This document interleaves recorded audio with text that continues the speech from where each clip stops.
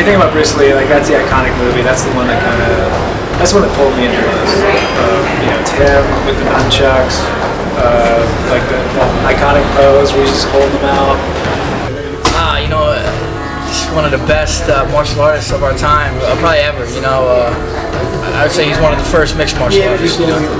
Seeing the interviews with Bruce, talking about Jeet Kune Do, talking about his philosophies, that's when you kind of get a different idea about him and about what he was really about.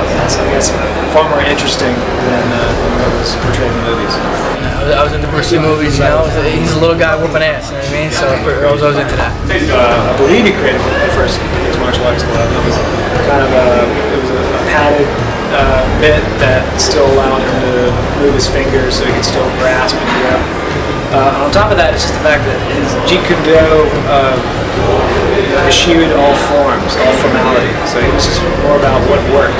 I think it was his passion, and how he was spreading his knowledge to everybody. He wasn't one to, try to keep any secrets. And I think the fact that he kind of looked out the box. Bruce Lee is still inspiring guys today that weren't even born when he was still walking the earth. Like Dan Hardy. He's a huge Bruce Lee fan. He's credited many times the fact that he watches movies through school coming up. He had it on continuously. That's the reason why he got into martial arts. And, there's tons of stories just like him. I think I read some stuff that he studied Muhammad Ali.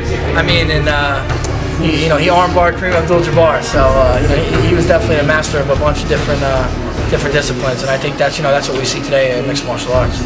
He died at the age of 32. He accomplished so much at that point, and he left such an indelible stamp on, just the culture of America and the culture of the world through his films, his work in, the Hong Kong cinema, through Hollywood. It'd just be interesting to see what his continuing contribution would be to pop culture.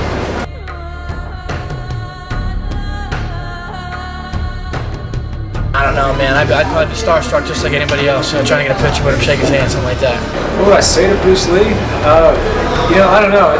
Probably not a whole lot. Who would want to mess with the guy?